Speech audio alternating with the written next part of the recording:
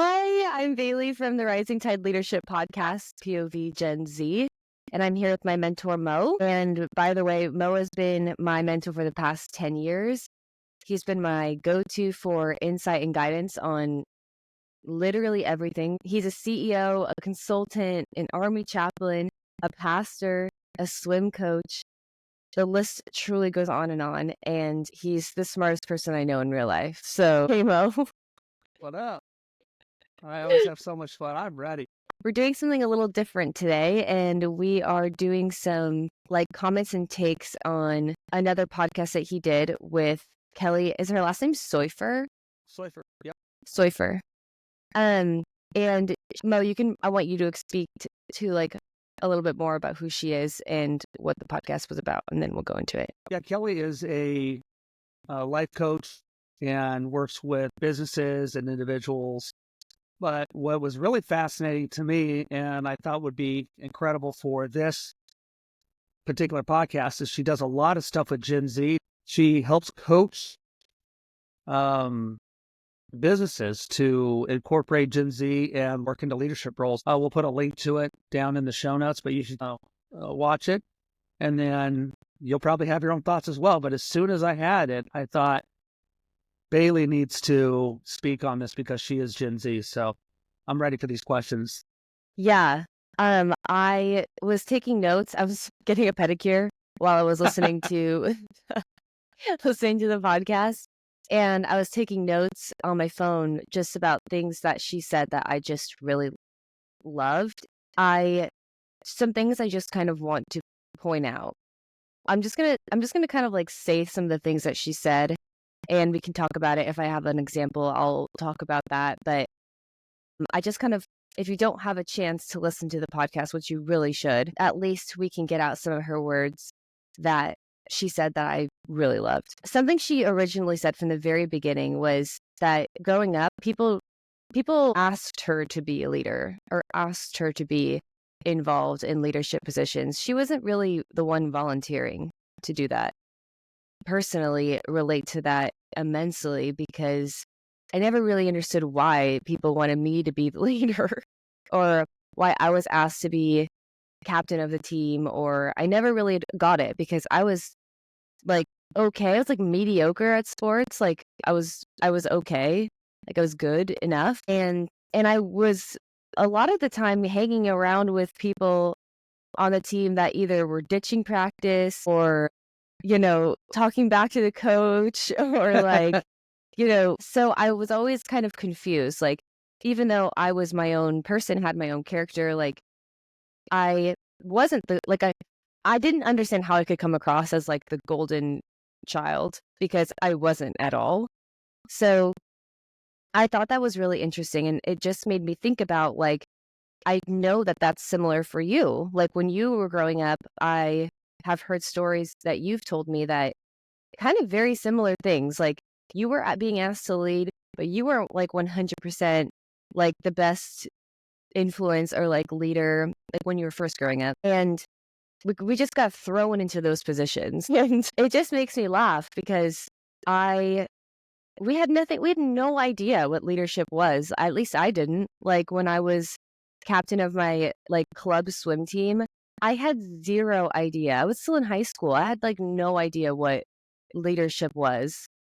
I thought that it was just a pretty title that I could put on my resume for college.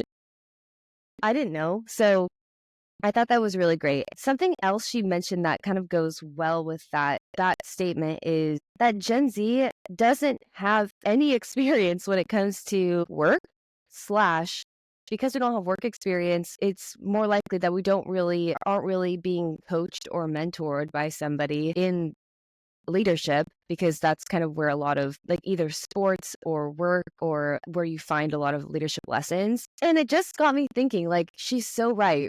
We don't know what we're doing and we're not doing anything.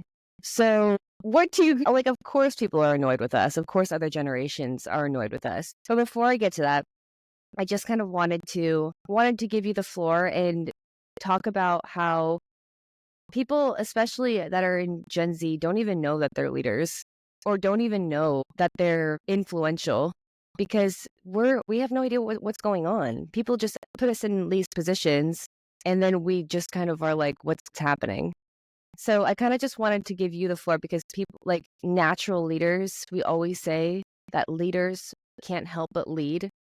And I feel like that is exactly what she was talking about in that moment. A lot of young people today equate leadership with what they see online, which is influencers. And again, a term that I hate because I think it's been co-opted. They think, oh, I need to have a lot of followers online and have people look to me for my fashion or whatever it is.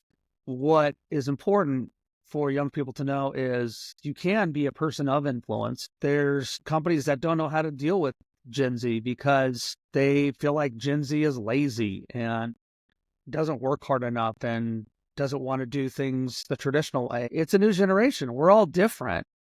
What is important for young people to know is you can be a person of influence, and you got to have somebody helping you understand what that means. The reason you have any inkling of your leadership abilities is because we have been talking about it for the last decade. One of my favorite stories of when you were in college and one of the resident directors came to you and said, oh, I want you to be a resident advisor. And you were thinking, what? Me? Why? And when you told me that story, I had to help you understand that lady sees you, Bailey, as a person of influence based on what she's heard from other young people in college at the time. And she wasn't wrong. You didn't understand that, though. And so we had a larger discussion about, well, where do I get my influence from then? Right. And I want young people to know that, just like John Maxwell says, there are 3 categories of leaders: those who are natural leaders, those who are learned leaders, and those who will never be leaders. I want all young people to know that you can influence in your small circle, wherever it is. So whether you're at a company where you're sitting in a cubicle, or you are a coach somewhere in the field or on the court, whatever it is, you have influence. And I believe in this generation. I believe that young people, as I always have, I believe that young people have a lot to give. And that's what I really appreciated about Kelly when she tells a story in that podcast episode that we did. When she went to one company, she asked, where's all the Gen Z leaders? And they said, we can't find them. We don't know where they are. And so she went shopping at the local college and literally was looking for people who can not just work for the company, but be an influential in leadership positions in the company. And it turned the company upside down, because we need leaders from all walks of life. We need them from the youngest to the oldest. If you're in the work, we need you to lead. And so that's what I'm all about with young people, is to be people of influence. And I think what you said about having somebody walk alongside you to help you in your leadership journey is so, so, so important, because like Kelly said, we don't know anything about leadership. We're getting all of our leadership lessons and influential lessons, life lessons, from influencers or celebrities online.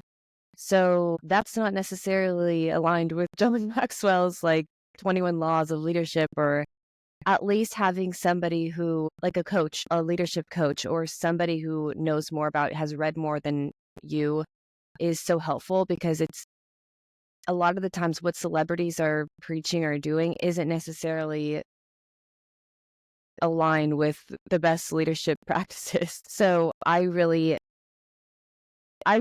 like felt for Gen Z in that moment, because everyone gets mad at us, but we don't have it. Like, we don't even feel like we have anywhere to turn. Like she said people are desperate to talk to somebody that they trust. Like, that is so sad. And I relate to it so much, because we talk about trust being one of the main reasons why I feel like I can't really talk to people, because I feel like they don't create that safety level there, or that it's not, I don't feel like they're going to have my best interest in mind. People are desperate to talk to somebody they trust. Like, it's very evident that because we don't know how to know what leaders are or how to lead, that people are suffering because of it, because our generation has no idea what they're doing. So then we end up doing nothing, and then everyone's sad. Yeah, it creates conflict. And Yeah. so here's the good thing. Conflict is not bad.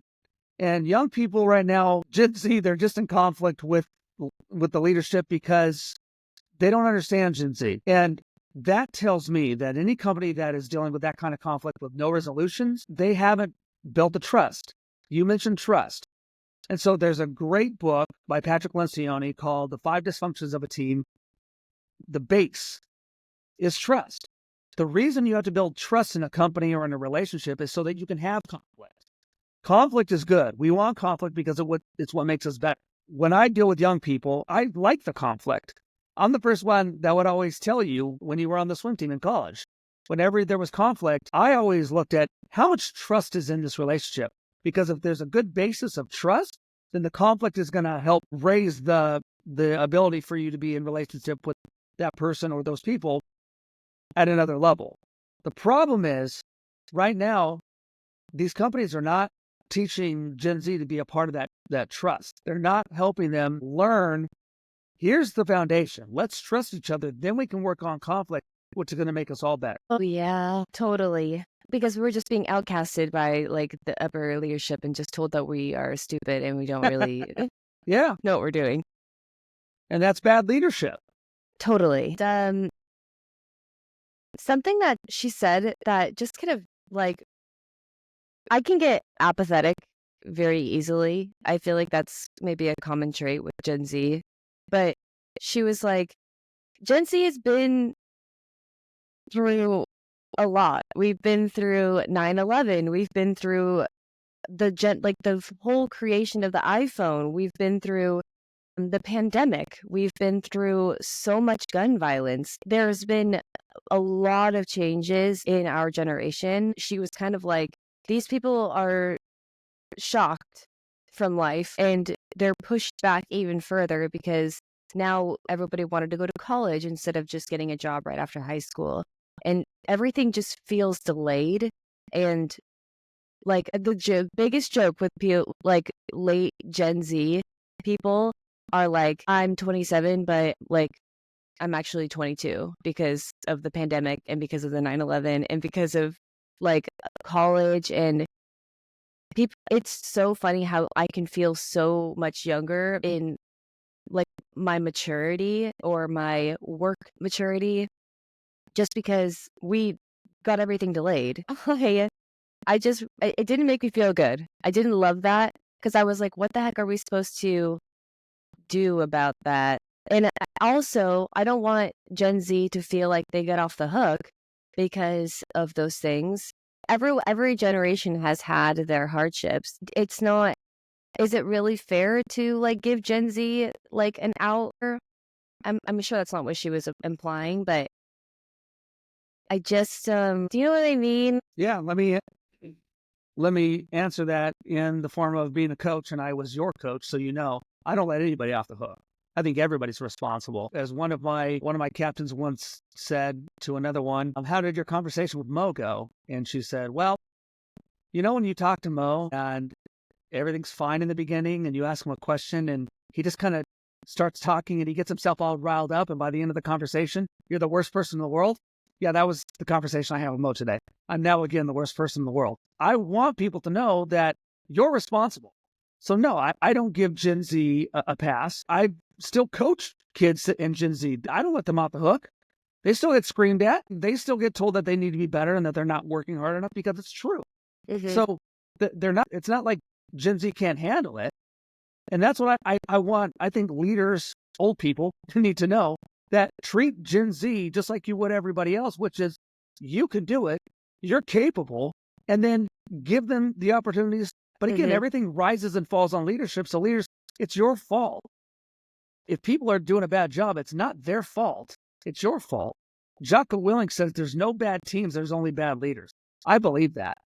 He said, well, Mo, what if I have somebody who's bad on my team and they just keep being bad and they keep being bad? Does that mean that I'm horrible? No, you might be a good leader because everybody else on your team is doing what they're supposed to, but maybe you need to remove that person from the team. But that should be the absolute last resort. Mm-hmm. But we don't do that. We need to train young people. And I've been training young people my entire life. And it doesn't matter whether you're young or old. Everybody understands and gets responsibility. You just have to call people into that and let them know why, right? The people that know why are the people that are going to make the most impact. Right. I can take people that know how, but I want to give them the why. The reason that you wanted to swim with me is because you said, Mo, I get it. I get the why now. You already knew how to do it. I just encouraged that. Mm-hmm. So for leaders out there, are you giving your people, young or old or anywhere in between, are you giving them the why? Yes. And I think something else she said that kind of goes along with that is that coaching is situational and mentoring is aspirational. I thought that was really good because I think, especially nowadays, with the words influencer and leadership being so convoluted, like no one really knows what it means anymore. I think the same thing goes for mentor and coach. I know I've heard so many of these people that have like quote unquote work mentors, but really they're just like teaching them how to do the job better. It seems like as if it's definitely more of a situational coaching style rather than them asking them questions and trying to, like she said, Obi-Wan Kenobi it a little bit with kind of like just trying to ask you questions to evoke thought. So many people, I think, take coaching as mentoring and vice versa. And that's another really big problem, especially for Gen Z, because if we're not asking for it, there's a 99% chance that we don't want it at all. So if we are getting something that we don't even want in the first place, it's just going to be game over for boomers.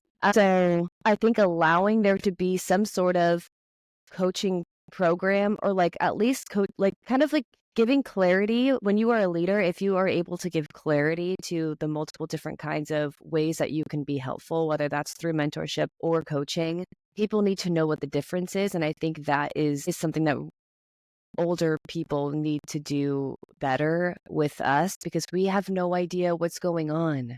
We don't know what's happening. All we know is what Kim Kardashian is doing for Christmas. Like, we don't know. So, of course, that is our problem and we need to figure it out.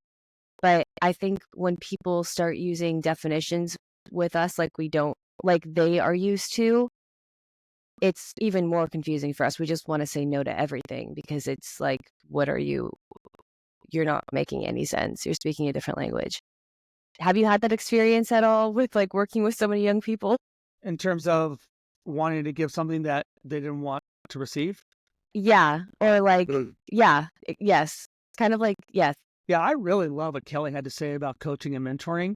Situational coaching, aspirational mentoring. That is a great way to put it. Let me put it in terms of athletics. When a student athlete comes to swim for my college, they are asking to be coached. They are. They can decide whether they like my coaching or not, but they are entering a contract that I will coach them. I will tell them what they need to do to get better, and they will do it. Or else they will be removed from the team. Mentoring is completely different. Beware of the man who wants to mentor you. If somebody comes to you and says, I want to mentor you, you're already in a bad situation. The person who was mentored, the mentee always goes to the mentor and says, can I spend some time with you? Can we talk about aspirational kind of things? And you are giving less advice as a mentor. A lot of people that are in mentoring relationships with me try to con me into coaching them, but I refuse to coach them. I'm there to mentor. I'm there to listen. I'm asking good questions. Mentors ask a lot of questions and don't give a lot of answers. My best mentors have asked me a lot of questions, and I would try to get them to tell me the answer, and then they would turn it back on me. That's what I try to do with the people that I'm mentoring. But when people come to swim for me, they're saying, we believe in your program. We believe in you as a coach. Make me better. Okay, good. That's the coaching relationship. It's situational. We're doing things together. We've got goals. We need to get to there. Mentoring, you got to be in it for the long haul. I love the long haul. I love listening. I love talking to young people. I get to learn about them. Young people out there, hear me when I say this. Get a mentor. When you go to somewhere that you're going to work, ask for a coach. Because if you get into whatever industry it is, you want to get better.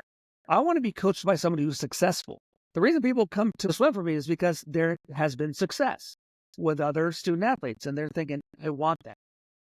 When people come to me to be mentored, they see me as a person and say, well, I kind of want to do things the way that Mo does it.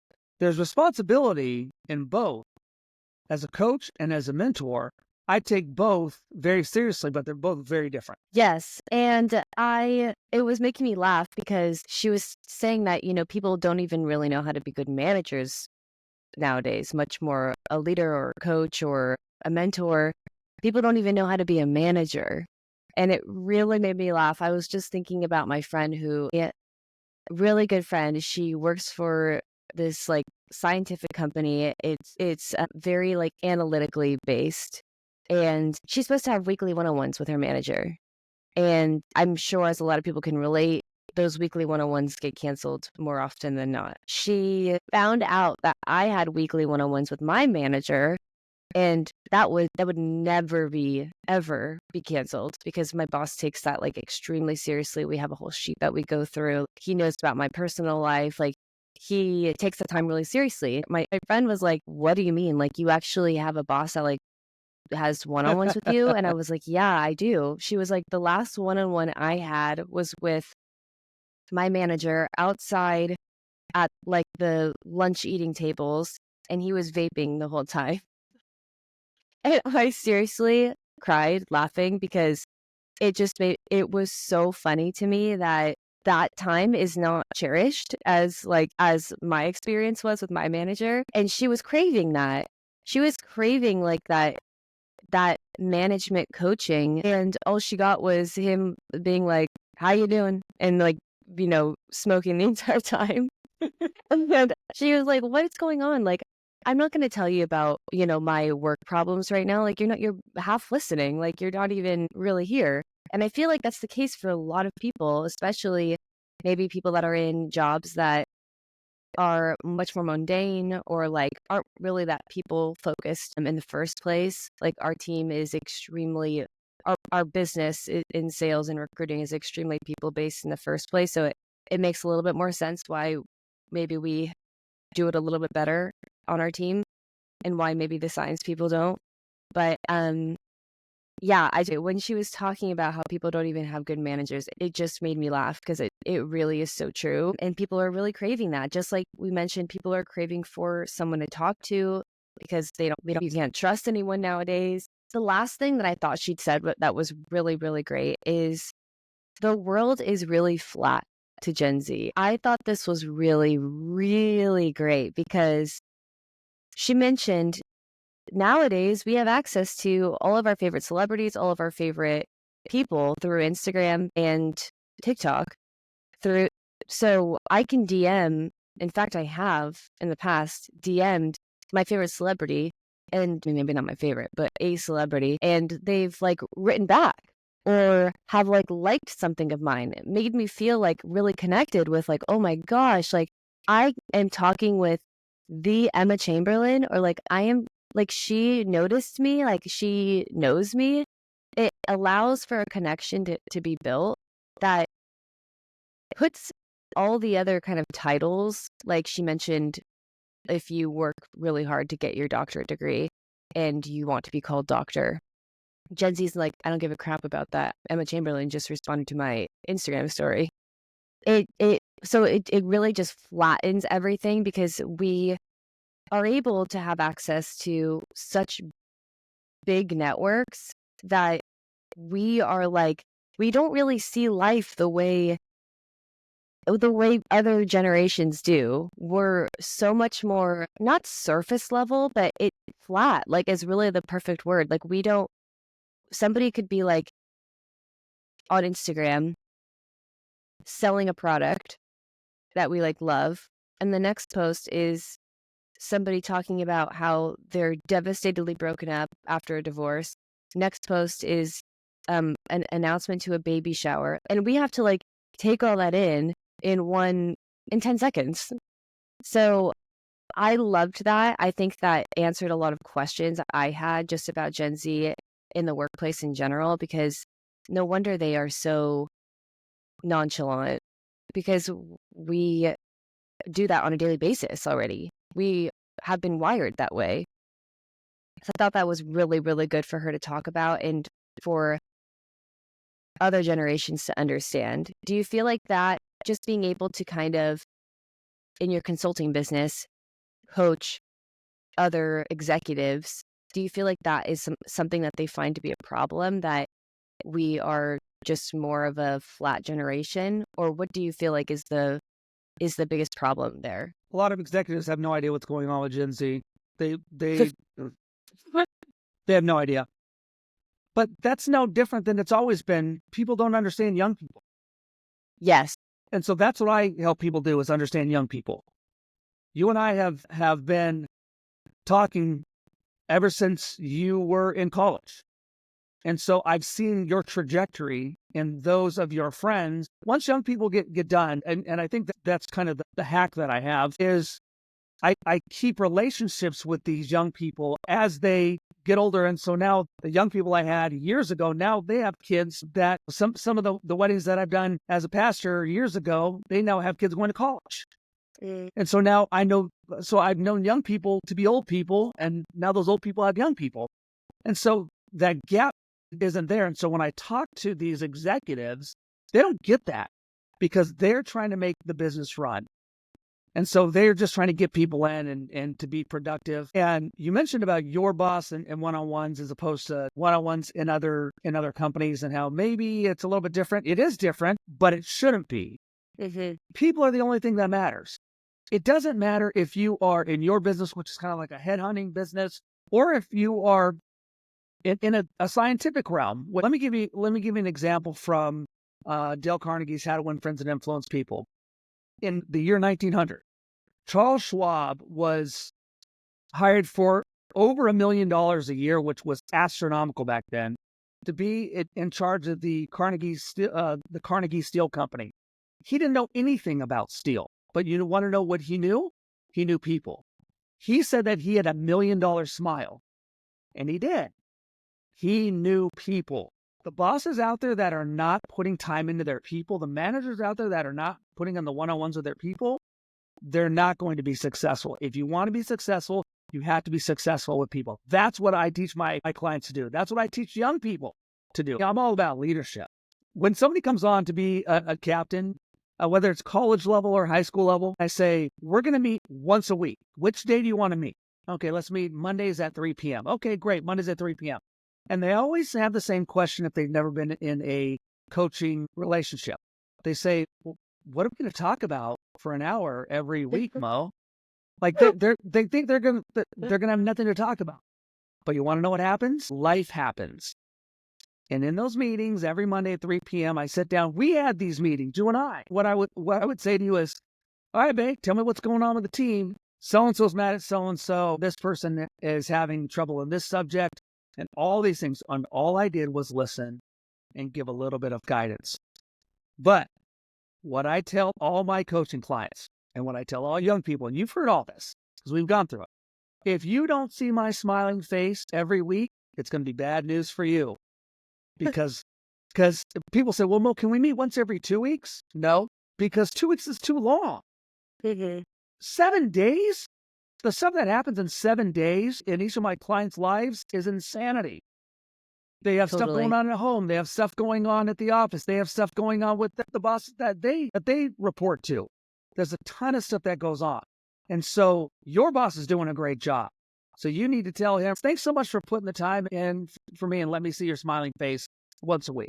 I really appreciate that because even at that level, bosses will tell me sometimes, I feel like a lot of my clients will say, Mo, I feel like my people really don't appreciate the time that I'm having with them. And if they don't, which sometimes is the case, I'll go in and I'll see some of the meetings. And usually it's the way that the boss is running it. It's not that the people don't appreciate it. People don't appreciate their time being wasted. If they feel like there's value in that, then of course they're going to want to do it. Right. John Maxwell, 21 Irrefutable Laws of Leadership. 21st chapter, the law of the legacy. Add value to people every day. Bosses, managers, people that have anybody that report to them. Are you adding value to your people every day? Because if you are, I guarantee they will love seeing your smiling face once a week. That, and I also just to like end on a note that just encompasses all generations. I feel like obviously we're all different, and just like how we have to do this with the other people in our own generation that have different personalities or different strengths or whatever the case is, we just have to learn more about them. And so what I admired about Kelly is that she listens to 5 podcasts daily. Crazy. I was stunned by that, and it just made me feel like she's working extremely hard to get to know our generation and to get to know how we operate. And instead of just playing victim, I want to get to know her generation. I want to get to know like what's best to talk to her about, what matters to them. And so I think my message to Gen Z is to just get more information about everything, because we tend to get one thing and then run with it. At least I do. And like, I literally would go down a spiral of TikTok I'm on North Sea TikTok. I'll go down a spiral, and next thing you know, I'm like learning about eels in the Bermuda Triangle. And I think that I'm like a sea expert.